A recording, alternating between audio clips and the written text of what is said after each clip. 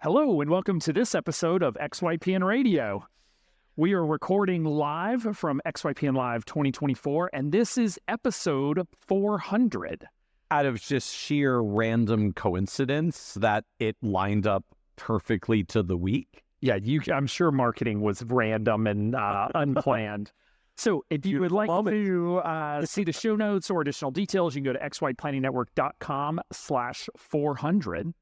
So today, Michael and I are going to be walking through our 2023 data for the 2024 benchmarking study. So this is the seventh year? Seventh year now that we've been running the benchmarking study. This was something that we started 7+ years now. Oh, now XYPN's been around 10 years, like 2 or 3 years in. Once we basically got past the is this thing going to survive moment that, all of us have when we started business. We had the same thing when we started XYPN. You get 2 or 3 years in, it's like, okay, people have shown up. There's some revenue. I think this thing's going to last. Now I have to actually treat it like a real business, I guess. It was sort of the realization to me, okay, and we're building around this thing where advisors do fee-for-service models, building around subscriptions, some layer in AUM, some are doing advice only. We saw the first layers of advice only starting to emerge. And it hit me similar to when the AUM model first showed up 20, 30 years ago in the late 1990s. And the big thing at the time, the big person at the time was a brilliant practice management consultant named Mark Tibergien at a firm called Moss Adams. And they started doing the first benchmarking studies on this emerging new model where advisors don't charge commissions to sell insurance and mutual funds. You charge an ongoing advisory fee for assets under management. What? And so Mark's firm started doing benchmarking, basically documented the growth of how advisory firms began to evolve and develop. And so, the path to $1 billion, the ensemble firm was coined out of those studies. And so as we started doing this with fee for service, I basically went to Alan and said, we're basically creating this new thing. We need to start running benchmarking studies and just figure out, how does it work? How does the firms grow? What happens that might be similar to other advisory models? What happens that's different? And so now basically we're 7 years into documenting what this evolution looks like how a fee-for-service advisory firm actually grows over time. It's really shocking to everyone in the room and listening that you wanted more data. Yes. Who saw that coming? And I can put it in a spreadsheet. And folks will ask, why are we doing this? Is it just a comparison game, basically, of giving you somebody, making you feel like you're not worthy because you didn't hit the same numbers that are in the benchmarking survey? And that is absolutely not what the purpose is. Early on, what I really appreciated about the benchmarking data, and we'll get into it here in a second, is that we wanted to be sure that we weren't overselling the dream. That we weren't, because people would call and they'd say, hey, I'm thinking about starting my own firm and I'm confident I'm going to make $100,000 in my first year and I'm starting with no clients. And we're like, whoa, no, you're not. So having the data actually allowed us to set realistic expectations that no matter what your background and experience, the first couple of years are just hard. And we wanted to be honest about that so that folks knew going in and so they were ready. Because I'd much rather someone launch in 5 years when they're ready versus trying to launch a firm today and not make it because they launched too early. Additionally, what we wanted to provide was just a bit of a waypoint. So you can see, okay, what's the average median, sort of what are firms who have been doing this 3 years doing? How am I doing? And if you are above the number, that average, fantastic. If you're below the average, you can ask the question, well, is that because I'm serving fewer clients? I'm building a little bit different of a business. Maybe my fees are a little too low. There's a variety of things. So we hope it serves as, the intent of it is to be a practice management resource. It is not meant to be a winner-loser game. It's not a zero-sum game, but and not meant to be depressing with, if you're not hitting those same numbers. It's more just to be information. And I think to me, it's perspective, right? For when you're building a business, when you're building something new, particularly when you're going down a path you haven't gone down before, and there's just this fundamental, stuff's happening, right? If you're going through the roller coaster, often the same day, of elation and depression as a new client signs and then the client leaves, and we go through that process, that it gets really hard to figure out, is this normal? Is where I am normal? Like, I've been grinding really hard for a year or two. I guess I've made progress. Is this how much progress I'm supposed to make? Am I ahead, behind? Again, yeah, very much so. I think, as you said, like it's not about being competitive, although I know a few of us happen to be wired that way. If you are, more power to you. But to me, it's more just for trying to get perspective. Is where I am, is where my firm is in the progression, is the way I'm doing things, whether that's pricing or hiring. So we're going to talk about a lot of that today. It's what I'm doing normal. And I guess that still feels, even as I said out loud, a little bit loaded, because like you can do things a different way. It doesn't make you abnormal. Like we have choices about how we run our businesses. We come from a lot of different paths and circumstances, but at least gives some perspective of, am I like way outside the rest of the herd, or am I actually like right where everyone else is, and turns out just sort of sucky for everyone at this stage, or everyone's dealing with this problem where like, oh, I came up with a cool solution that's actually just what everybody does at this stage. Yay me. Yeah, because the reality is what we are not currently gathering this data. It's something that we're talking about how to get, is that, if your goal is to make $100,000 and you're making $120,000, you're excited. If your goal is to make $500,000 and you're making $120,000, you feel like you haven't made it yet. So in this data, we're just showing you the total amount of money that someone is making. We are not currently showing you the targets that folks have set, because some of you want to make $1 million, and that's fantastic. I talked to other advisors who want to make $100,000 and work 15 hours a week. Fantastic. We're very supportive of both. And so that doesn't necessarily show up in the data. So to jump right in, this first chart, figure one, and again, for those listening, you go to xyplanningnetwork.com/400, and you'll be able to see these charts, because we'll go through the numbers rather quickly. But what this chart shows is the average revenue growth path of a firm who joins and launches with XYPN who has basically no clients. So if someone is joining with clients, they already have a couple $100,000 of revenue, they are on a different growth trajectory, they have a different journey. So we've pulled that data out, and we're just focusing on the folks who started with no clients. So over the 5 years that are shown here, from 2019 to 2023, basically what it shows is that year one, they on average make a gross of $9,000. Yeah, about 100. I feel like you got to clarify, like, I mean, we're sort of talking about what people are making, but like that this isn't actually what we're making. This is revenue. Total revenue. This is not net. This is gross. So gross $9,000. Year two starts to look a lot better, hitting $40,000. And then by year three, we're at $113,000 for most of us. That's starting to replace or pretty heavily supplement pre-quitting my job and launching my own firm income. By year four, we're at $210,000. And by year five, just shy of $300,000. So Michael, one question I've gotten here at the conference about this chart is, this is great, but what about survivorship bias? What about the folks who aren't in the data set because they didn't make, after 2 years, they decided to close up? Can you address survivorship bias in this data?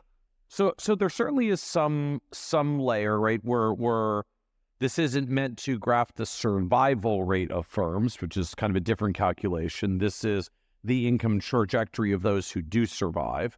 When we look at XYPN in the aggregate, in any particular year, XYPN loses about 10 to 12% of its members per year from like any of the particular stuff that happens.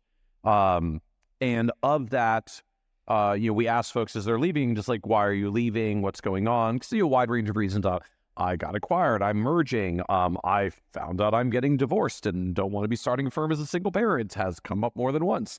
And then every now and then it's like, it's just not working. Like I've done it for a while. It's not working. Hard to say like the failing word, like it's failing. And I'm just going to go and do something different. And what we see is, out of the folks that are failing, it's about half of the total attrition. So what we see in essence in the aggregate is about 5 or 6% of advisors that have come to XYPN sort of fail and leave, at least XYPN, and doing on their own in a particular year. If they don't leave the industry, they may go get another job. They might actually merge and tuck their firm in with someone else. Like, I don't like running it, but you're hiring an advisor and you've actually got a lot of client flow coming in, and I really hate this getting my own clients thing. So I'm just going to join your firm and I'll work with your clients, and I'm not going to run my own where I have to get my own. So it shows up a number of different ways. relative to XYPN overall and kind of the numbers, I what that means is these numbers are not drastically distorted by survivorship bias, simply because there's actually not, we don't have a 80% or 90% of people fail as some certain large financial services firms do in the product world. So the numbers don't get massively shifted from that perspective, but it is fair to acknowledge this is not the prediction of every single person that goes down this path because some don't get to the numbers and don't continue on. This is where we go as we get there. But I do find there is an interesting milestone effect that crops up. Very few people who get to anywhere near these numbers leave in year 3. Because once we're here, at least if we got to 100,000 and we have not already run out of financial reserves or lifeline or spouse willingness to let us do this thing that apparently they decide to let us do, the numbers usually at least are good enough at that point and you're feeling some business momentum that folks tend to stick it out. One of the reasons why I actually sort of championed doing this chart originally and wanted to get this data is I talked to a lot of advisors and members that were thinking about leaving in the early years because they said, I've been doing this 2 years. I'm grinding my backside off. I'm trying to figure out how long it takes me to get back to some level of 6-figure income. And I made $32,000 gross last year. And I feel so far from getting something north of 100 because I could get a freaking salary job as an experienced advisor and someone would probably pay me $100,000 right now, maybe even more. And they were feeling, frankly, really depressed. And so I wanted to be so what is where should you be in year 2 for the compounding curve? And what we found as we started doing this is no, actually, that's pretty normal. You might have just quit before the times were going to get good or gooder. And because we do find this sort of interesting, I say almost cruel trajectory to this, that, right, another way to look at this chart is for an advisor that's growing, you for everything you do in the first 2 years working your backside off, it more than doubles in the 3rd year. And then the 4th year adds almost as much as the first 3 cumulatively, because you get these doubling effects that start to kick in. And I suspect for some firms, the momentum may even be better than that. Ironically, one of the challenges that we already starting to see in the data, we're probably going to ask a couple of additional questions in the survey in the future screen for this. Some people, by the time they get to year 4, they're already making all the money that they wanted to make, and they stop accepting clients and pick their foot off the gas. So the year 5 numbers actually get pulled down a little bit because some people actually deliberately stopped growing after year 4. Again, to each their own about income goals and where they're trying to get. But if we found this phenomenon, or at least I found this phenomenon coming up where, right, when you're into year 2, you are here, the phase of this chart, and you can't see what comes next, it feels pretty bleak. Because that's 700 days of doing this, right? It's easier to zoom out and say 2 years. It's very different when you're I've been doing this for 700 days and I'm at 17 clients, and that hurts a little. Because that really might be where you are, 17 clients, $2 or $3 grand per client. You're right in here in these numbers. And then it starts to pop. And, some of I feel what we tried to do at XYPN over the years is figure out how to help members launch better and accelerate this curve a little bit. And these numbers have come up very slightly over the years, but frankly, not dramatically. In the first 2 years, they wobble a little, but they haven't really moved significantly. It just takes a certain amount of time to get known and liked and trusted in the space that you're working in to get going. Just seems to be the reality. And so every year we do this chart, it is almost exactly the same curve. It is almost exactly the same numbers within a few percentage points every single time. And I could even say, having built a number of different businesses over the years, this curve, year 3 is often better than the first 2 combined, and year 4 is as good as the first 3 combined. I have replicated this in almost every business I've launched and built. And I cannot figure out how to make it faster. Every single time, it's the numbers get going in year 3, and you're going, where the heck were you people in the past 2 years while I was grinding this out? Now, if you're 2 years in and you've got 8 clients after 2 full years and it's $20,000 of revenue. Now there's some conversation to be had and about at least do we need to do something different. So,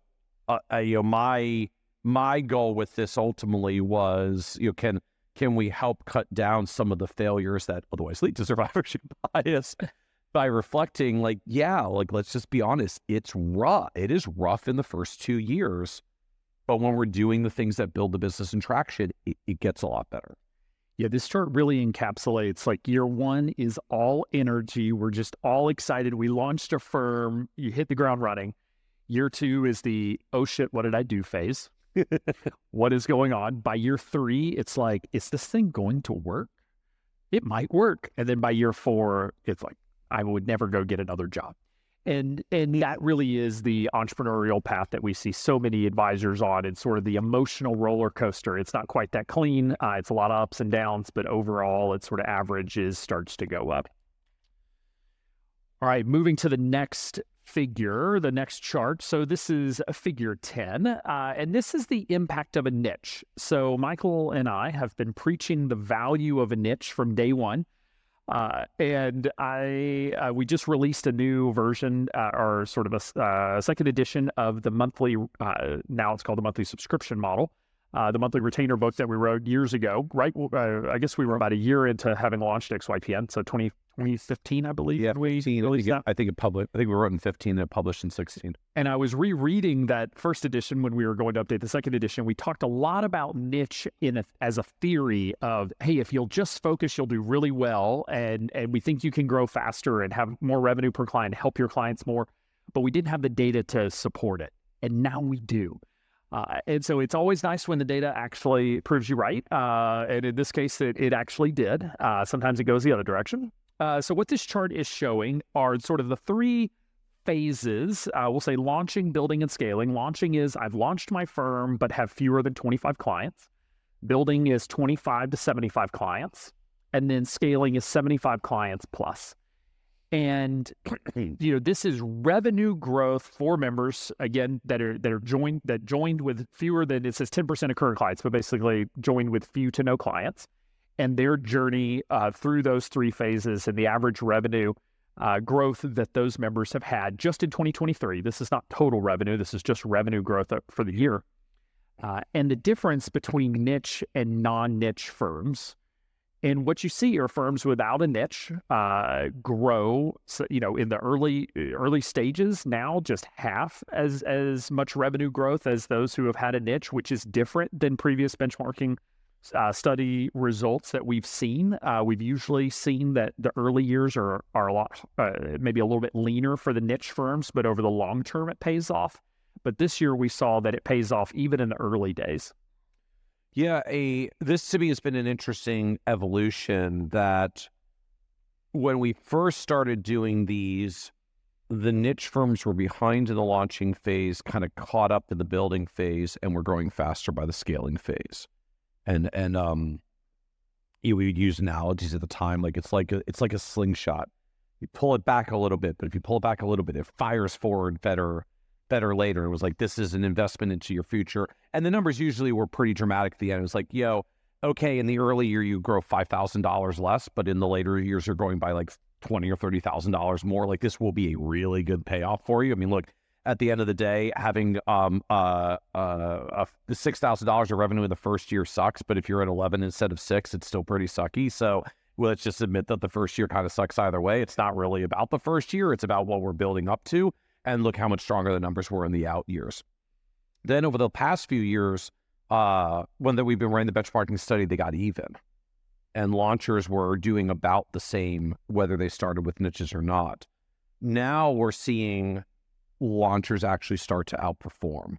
And I think what's actually starting to happen now is, I guess we have preached the niche message so long that what we're starting to see crop up is something that, for lack of a word term, I'm going to call pre-niching behavior, which is, it used to be, I'm going to start a firm, hang my own shingle. I applied to XYPN. I'm going through the process to get my firm registered. I'm going to figure out who I start working with, and when I get going, I'm off and running. And now we get people who reach out to the XYPN team. This is like, I'm thinking about joining you at the end of the year because I want to get started next year. Like, that's so awesome. Like, yeah, I'm ready to go. I'm going to be ready to go on January 1st. I already know my niche. I've made it a blog. I'm kind of running off on the side, but it's going to get going. And they're like, oh, so you're already like 6 to 9 months into getting going, that everybody else used to just not even start until after they began their registration process in their new firm.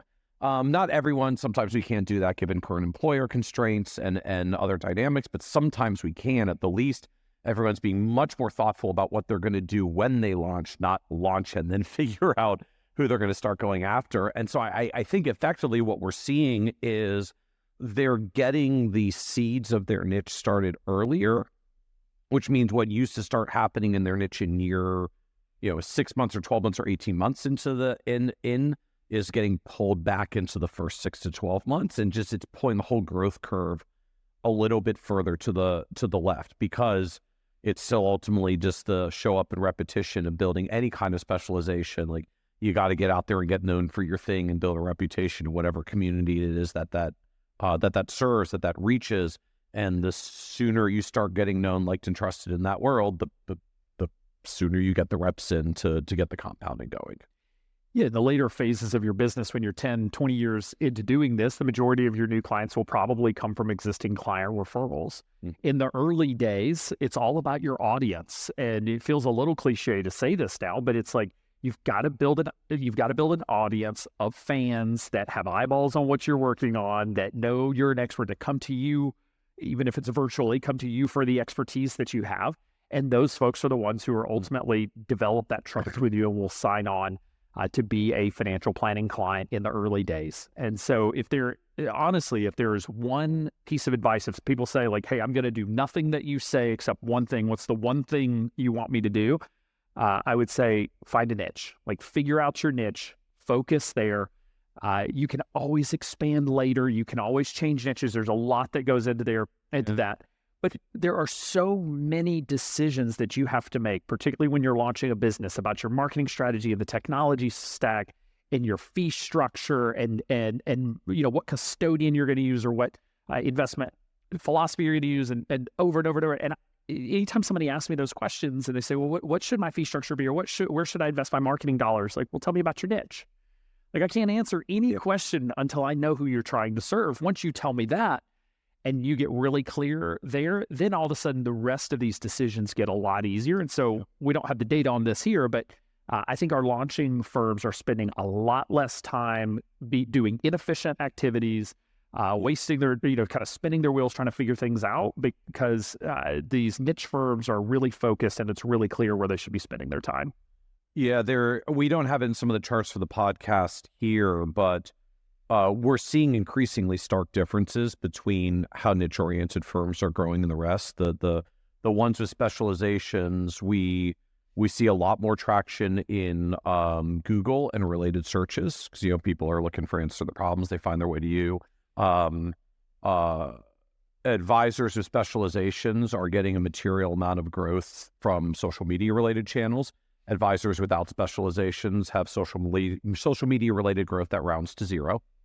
Like, nothing is showing up in non-niche firms. It is so crowded to be like the 172,000th advisor that explains why Roth conversions are good, but they are. But it's really hard to stand out in a crowd from like every other media publication, any other advisor that can put out generic content that way, versus getting known for your thing, whatever your thing is. I like a conversation I had a few years ago with an advisor. It was like thinking about going after architects, had some background from that world, and was like really trepidatious about how to do it. I was like, well, do you have any sense of what your marketing plan is going to be if you don't do that? He's like, well, I'm not really sure. Like, probably going to get involved with my local chamber of commerce, and like there's a business networking national thing. I was like, or you could go after the architects and like join the Architects Association, get involved in local architect chapter, go on some architect podcasts, find the architects conference, submit a session on their speaking page. I'm like, we could probably make a 2-year multi-pronged marketing plan in like 30 minutes that would be exponentially more concrete than anything you're going to come up by just going to your random Chamber of Commerce meetings and shaking hands with people. He had no idea how to get that specific until he picked a thing. And then the moment he picked, he was like, okay, maybe I will go after architects. And suddenly he has this beautifully polished marketing plan. I'm going to do these exact things. I'm going these exact places. I know exactly who to call and where to be and who I'm trying to build a relationship with and how I'm going to get in the door and what I'm going to do, because it all got like magically easy as soon as he picked a thing. Because as you said, like, I don't know how to help you with marketing until you tell me who you're trying to reach. And the moment you tell me who you're trying to reach, all this gets so much easier. Now, I should have looked at this before the recording. Can you remind me the definition between no niche and niche? What percentage of clients you have to have in your niche before you get into niche? Do you know the answer to that? I don't remember how we define the And context. different yurts may pull it differently. Yeah, it's not you don't have to be 100% of your clients in the niche to be framed here. It's essentially around like, are you primarily holding out that way? And I believe it was the majority of your clients I think it was flowing more in your than niche, 50%. but I'm not positive that was how we framed it this year or whether it got updated. All right. So this next chart shows revenue and profit per engagement. So this is per client engagement, shows both revenue per client as well as operating profit per active client from 2016 all the way up to 2023. And while there was some strange anomaly that happened in 2017 here, there's an error on the data. Yeah, I think the label is incorrect for the first two. Yeah. So anyway, but ultimately these numbers are going up and to the right. What do you credit sort of the increase of revenue year over year, increase of profit year over year that we're seeing from the advisor base? So I think in the simplest sense, this is the longer we're doing this as a network, and the higher the average tenure of the member in the network, the more confident we get in what our value actually is and freaking charging the number that it's worth. Basically everybody undercharges out of the gate. And we have tried to like kindly encourage everyone not to do that. And we all do it anyways. And like, it's fine. Don't beat yourself up about it. Like, we do it, you sit across from the first client and they say, how much is it? And you're like, it's $3,000 a year, but it could be $2,000 unless you want to do $1,500, but that's my final offer. And they didn't say anything. You just like negotiated yourself down 50% out of the gate. And then at some point, you've done this for a few clients that don't fire you, and you say 1 at 3,000, and you manage to like catch yourself not negotiating down, and they don't freak out. And then you get 1 at 3,000, you get another 1 at 3,000, and you're like, maybe it actually is okay to charge this. And then one client, bless their soul, is like, I love what you do. You undercharge me. Don't raise my fees or anything, but like, I love what you do. And you're like, maybe I should raise my fees. And the number starts to pick up. And I think what we're seeing here just at large, right, again, there's kind of a cohort effect that occurs here. If you look at the numbers back in the early years, again, I was doing some work with the underlying data. The bars are correct. The label is just wrong at the beginning.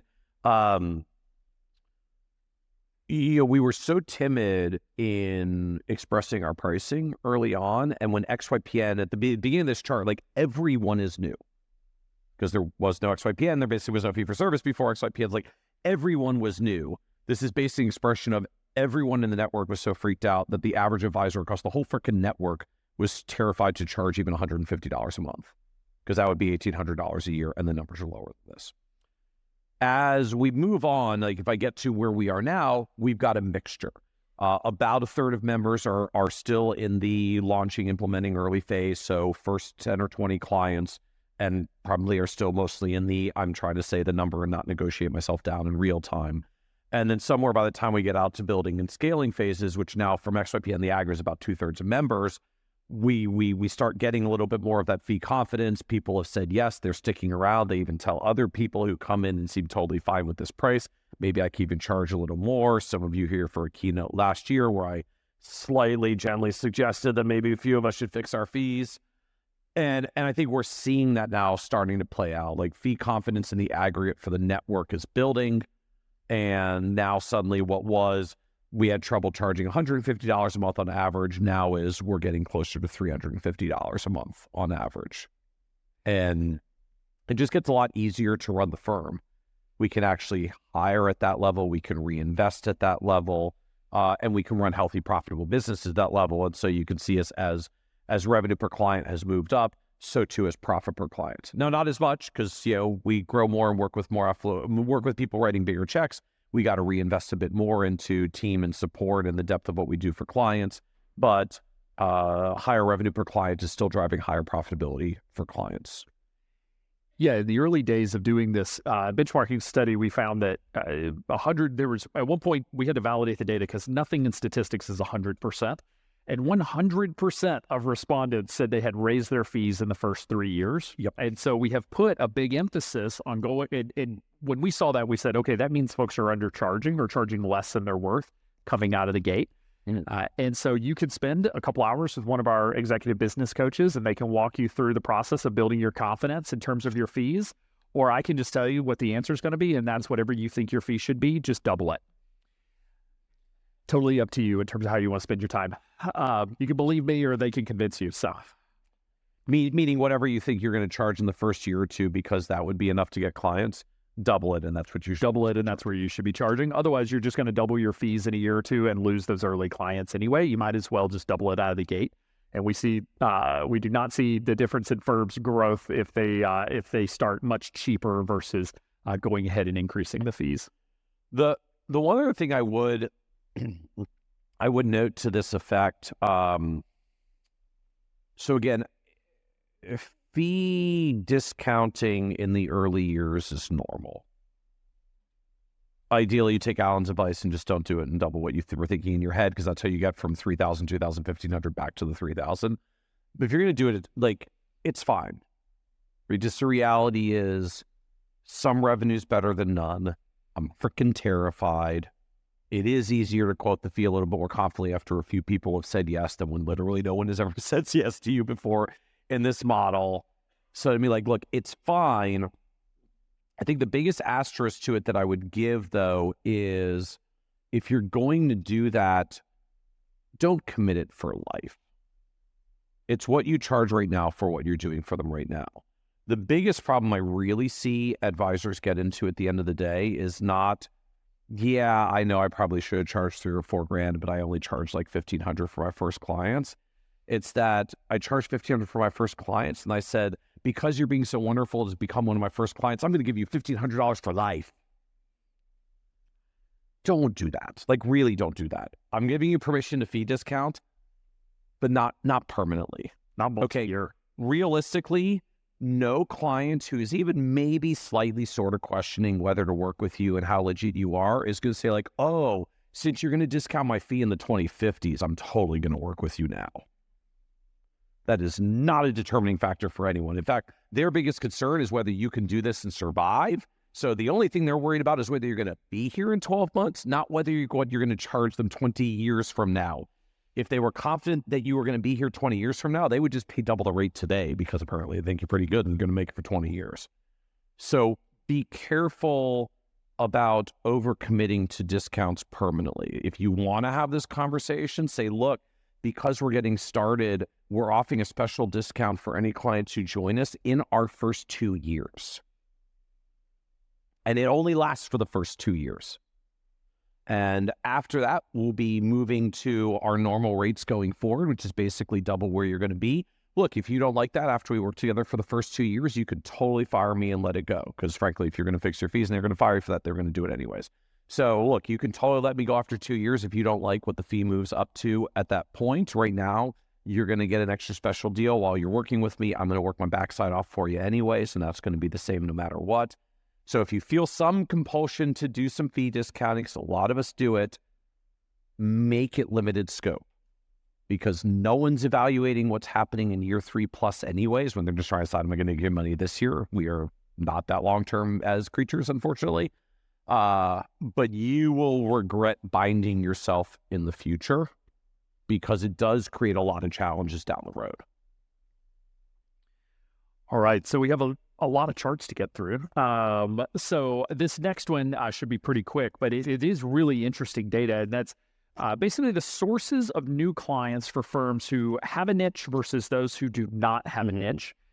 And this chart is broken down into 12 different 12 different groups of or labels for where clients may come from. And it is really interesting to see what the difference is between niche and non-niche. And you alluded to this earlier, but like online Google searches, 10% of new clients for a niche-focused firm are coming from online Google search, whereas only 1.8% are coming from Google to no niche firms, which makes sense because folks are generally not looking for, they're going to Google saying, find me a financial advisor that likes doing Roth conversion videos, but like that's an important thing. But they're more so saying, hey, I'm looking for a financial advisor that works with architects. I'm looking for someone who works with equity comp, like someone who solves my specific issue. Some of them are pretty close, like networking, general business development drives about the same number of clients. But if you go all the way down, it's really interesting how no niche firms generate a lot more referrals from centers of influence. What do you think about that data point? Well, look, when all your article writing, blog writing, Google, social media, ads, and everything else fails, like what's left?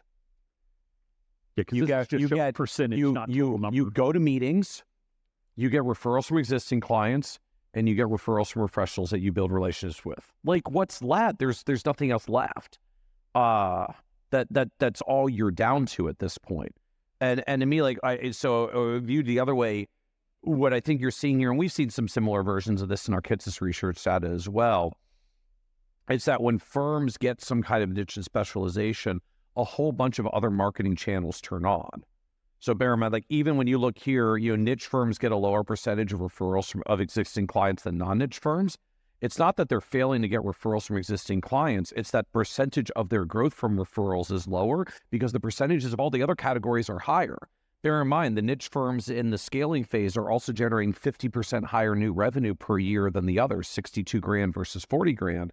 So when I only get 20% of my growth from referrals, I actually brought in more money from referrals as a niche firm than a non-niche firm.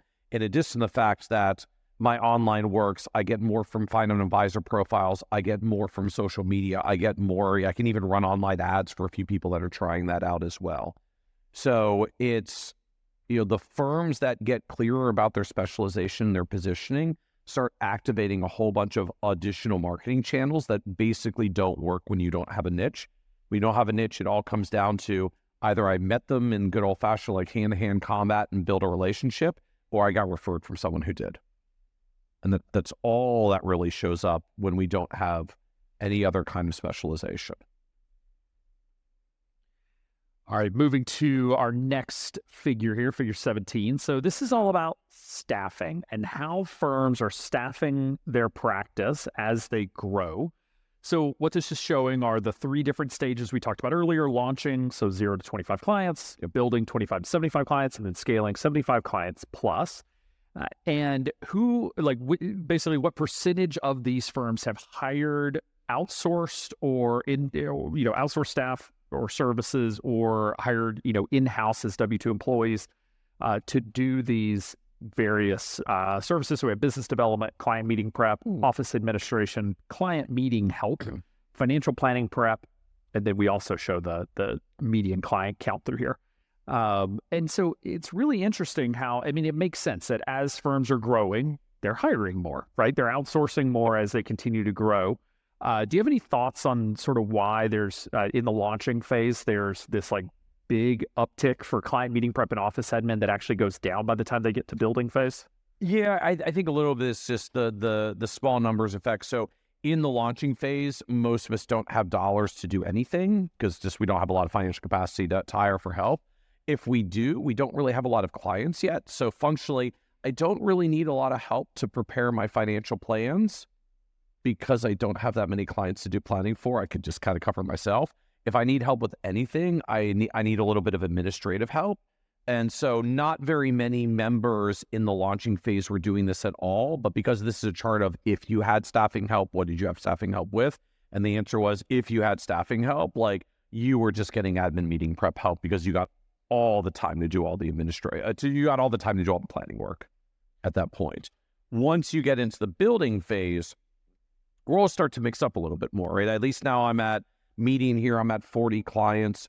If I'm at my $3,000 or $4,000 of revenue per client, I might be somewhere in like $100,000 to $150,000 revenue range on average here. So like I got some money to put forward towards some stuff. I'm probably not doing a lot of full-time hiring yet. A few people start a full-time hire at the upper end of this range. Usually it's more piecemeal. It's contractors.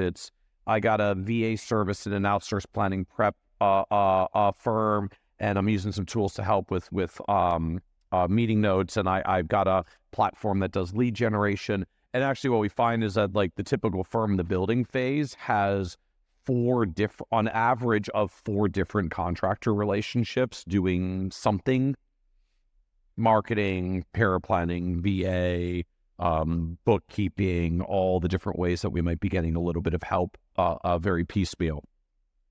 The thing that jumps out to me on this, and then probably like even more so when we get to the next phase, when I look at this from an ideal phase of what would I expect this to look like if firms are scaling efficiently, the bar in the building phase should look exactly the same as the bars that showed up in the launching phase, which is you are the planner, you do the planning things, you are not a good administrative assistant for yourself. You should hire administrative help. Delegate the tasky administrative work as quickly as we can so we free up the capacity for us to do the planning work.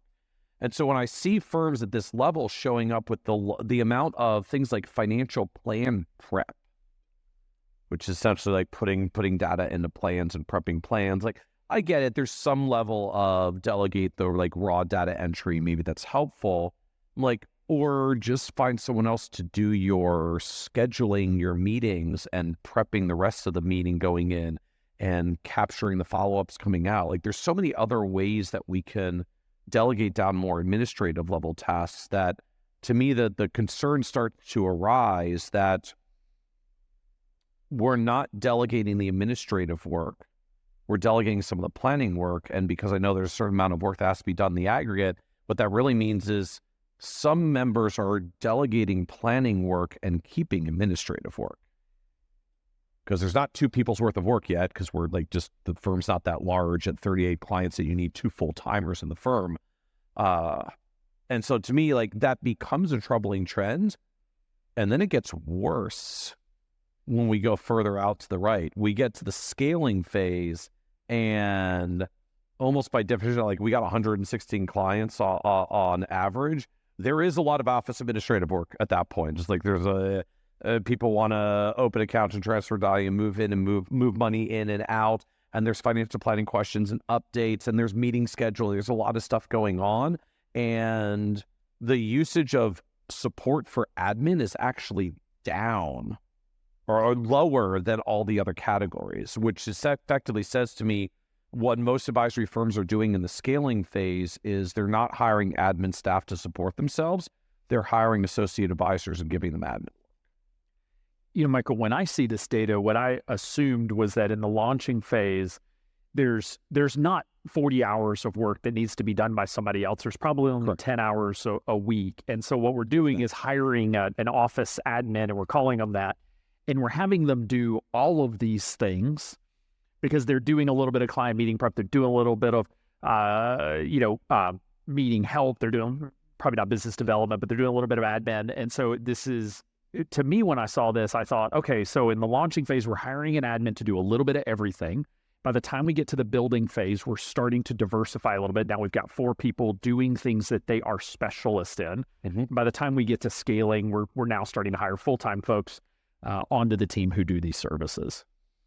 Yeah, I think that's a fair progression of it. The part I would challenge a little bit is, and just like the nature of any of us in the role as the business starts to grow and we get some clients and we get some momentum, there's a fundamental question for any of us that's in the owner founder seat of what things are you going to hold on to and what things are you going to delegate and let go of. And because at the beginning you have a lot of time and not a lot of clients, and then at some point it reverses and there's a lot of clients and not a lot of time. And just to me, the troubling thing that I see for the charts here is that it makes me start to worry we're keeping the wrong things and delegating the wrong things. That first and foremost, like, I should be keeping all of the clienty work that I can, but I should be letting go of everything that is administrative as possible, as quickly as possible. The analogy I tell sometimes is like, if you think about it in terms of the visit to the doctor's office, the doctor does only the things that the doctor can and has to do, and everything else is nurses and support team. Like, the doctor does not send me the notes to schedule my appointments. That is done for someone in the front office. The doctor does not do any of the billing. That gets let go of. The doctor does not even do like my blood draws. The nurse can do that. The doctor doesn't even do the initial level of the patient history sometimes. The intake is done by someone else. The doctor does this, the absolute part that they have to do, and that's how they leverage and scale themselves up. And in a lot of doctors' offices, after that ratio is like 3-to-1 or even 4-to-1 or 5-to-1 of support staff to doctor, so that the doctor is most maximally leveraged to do the things that they absolutely truly have to do as the professional. Now, when you look at advisory firms, usually the ratios are not that high. Even though the larger advisory firms that are scaled up, like even just a 1-to-1 ratio is fairly common. One support staff or admin for every advisor who's a registered person that could be senior advisor or support. But these numbers don't even look like 1-to-1 ratios. And I think we have some other charts here. We certainly do in the benchmarking study that shows that like revenue per advisor, revenue per staff kind of productivity, which ultimately is how you measure whether you're getting productivity leverage out of the team. They're not only not improving well as advisory firms grow, they're actually going down, which is the opposite of how scaling is supposed to work. Yeah, so this next chart speaks to a piece of that, what we've been talking about, which is that as firms are growing, basically, how many outsourced contractors they're hiring versus how many direct employees, W-2 employees, are in-house. And kind of interesting in the launching phase, it's showing half of a direct employee, as well as the building phase. Not sure what to credit that to, but it does make sense. Thanks to all the spouses doing part-time work. It's probably true. Would be my guess for a lot of them. Shout out. And folks trying to get their solo 401k going for their spouse. Yes. Two children, quarter each.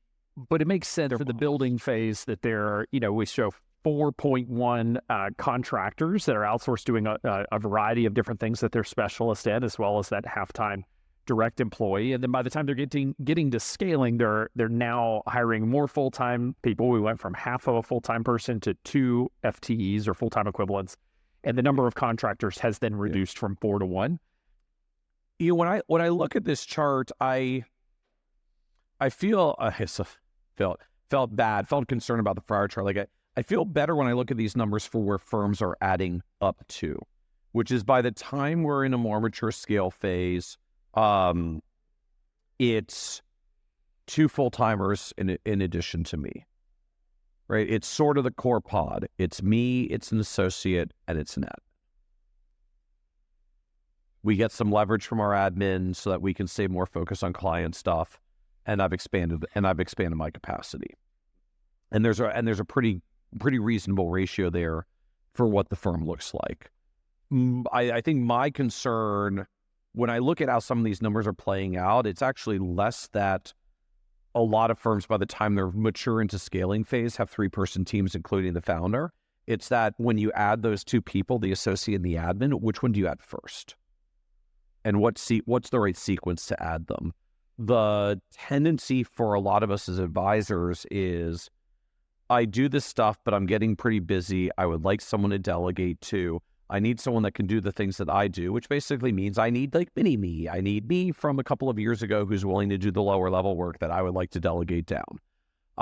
And we go hire mini me associate advisor.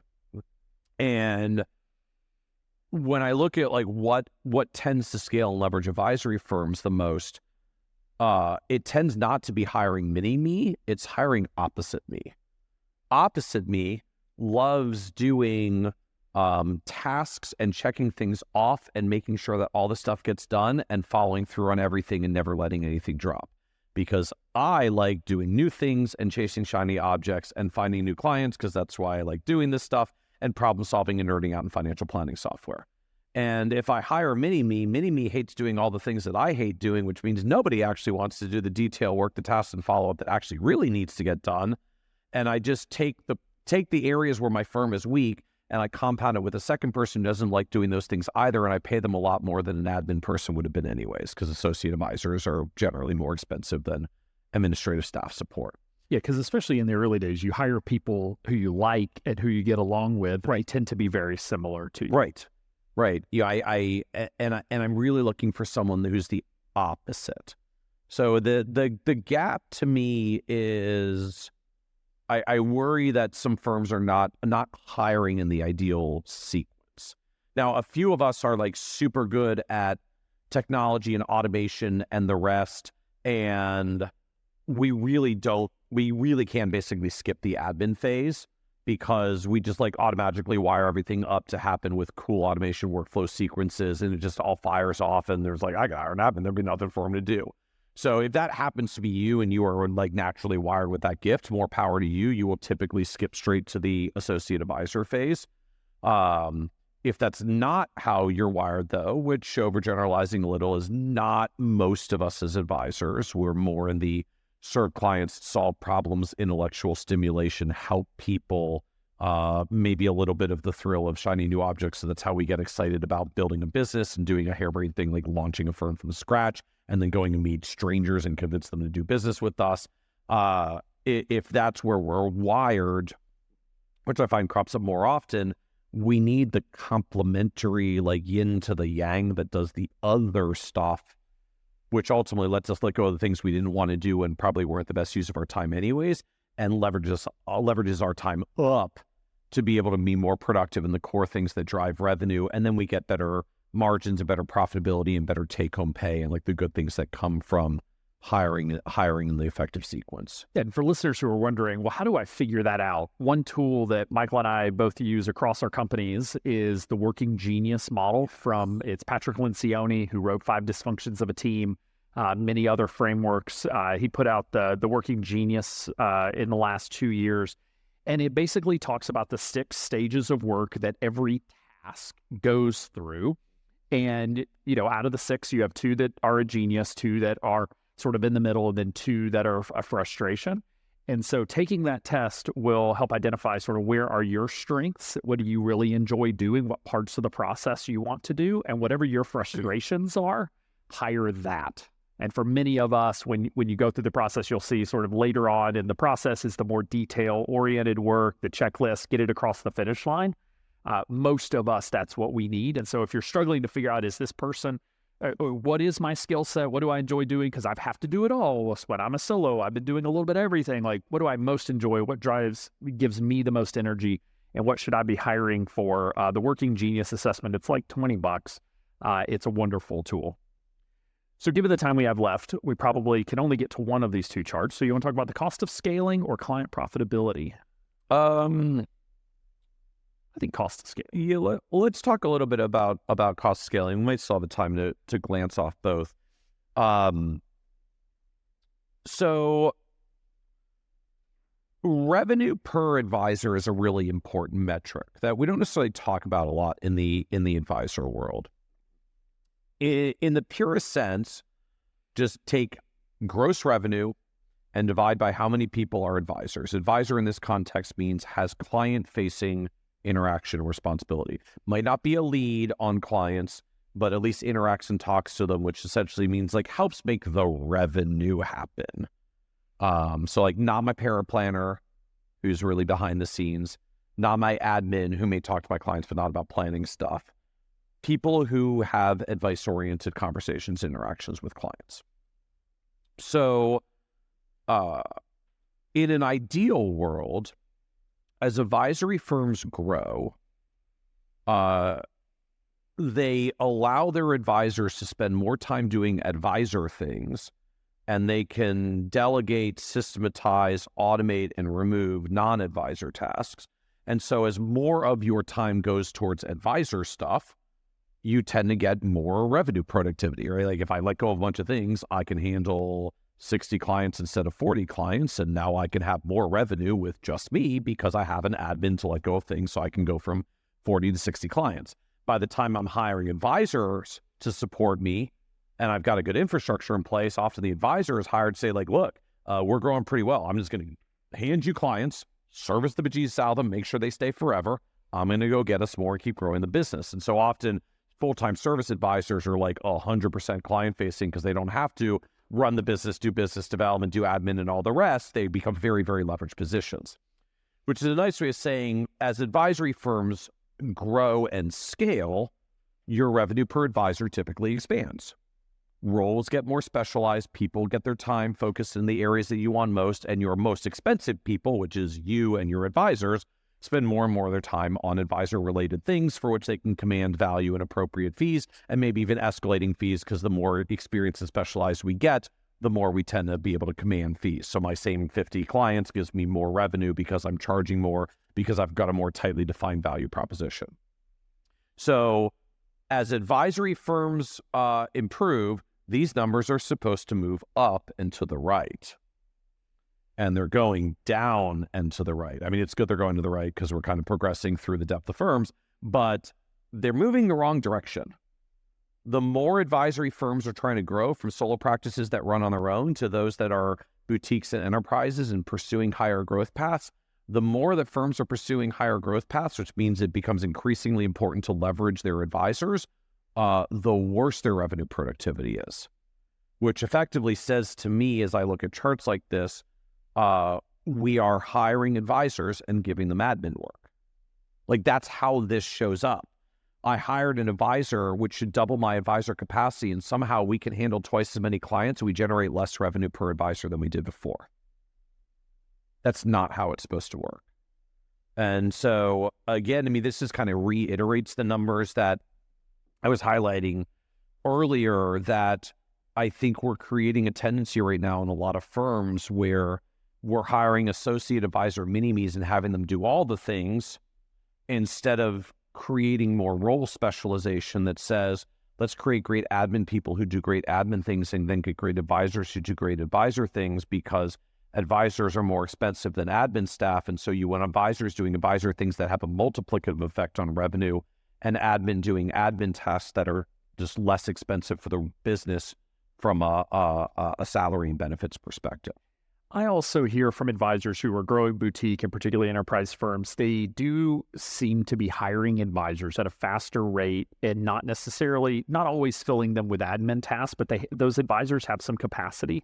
And so they're kind of pre-hiring for, hey, we're going to add another 100 clients, so let's go ahead and add a couple of advisors on the front end instead of, because, you know, the early days, you just feel like you're always drowning in work. And I've made this decision, this mistake at times where it's like you get so tired of just always feeling behind that you start hiring ahead of the growth curve, which is okay.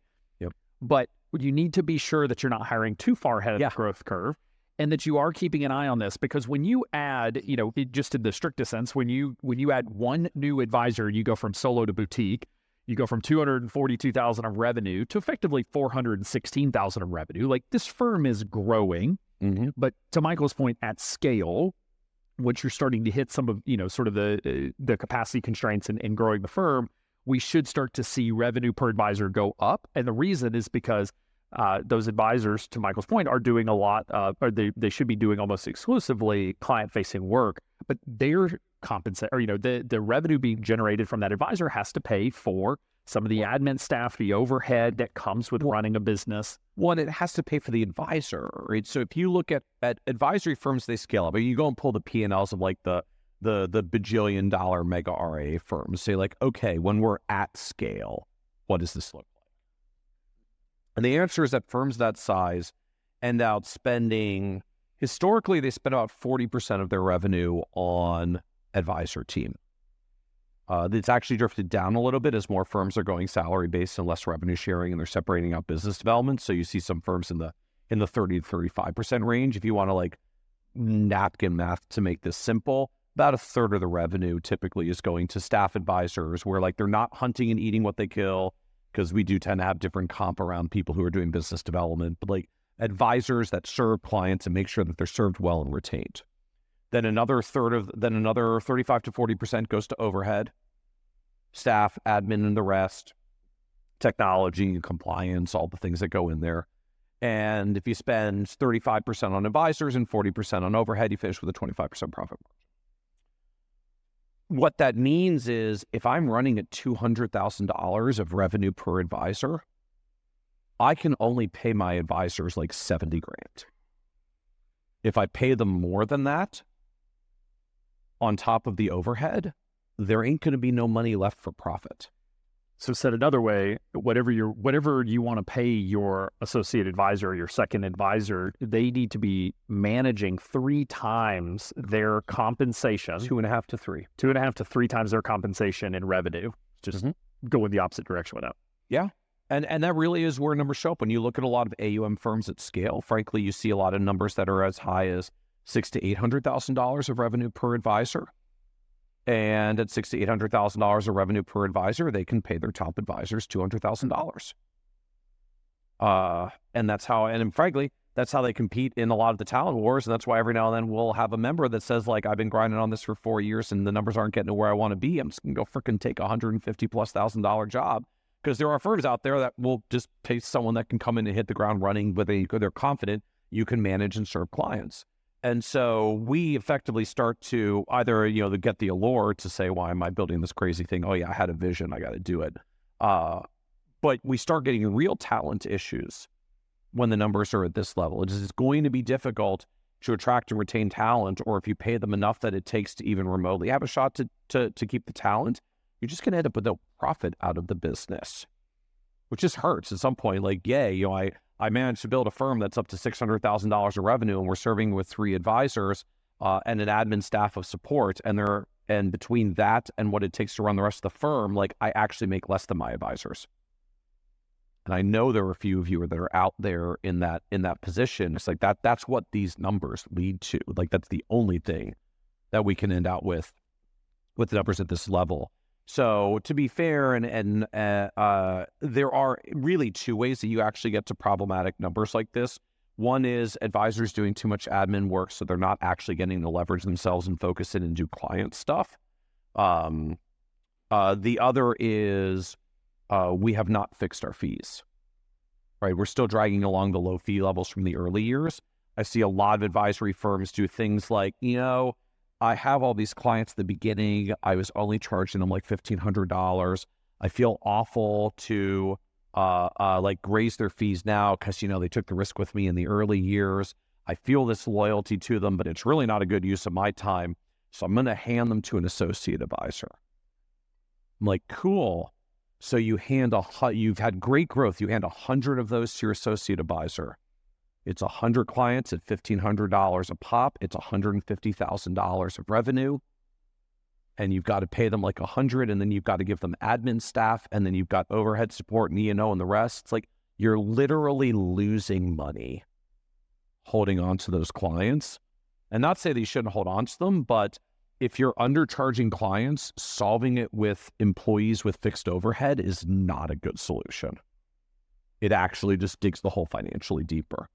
They either have to be graduated or their fees have to move to what it takes to run an advisory firm. And the other way to think about this, just backing into it, is look, if a service advisor has nothing to do except serve clients, that is their whole job, can maybe get up to 100 clients that they're doing like deep, meaningful financial planning work for.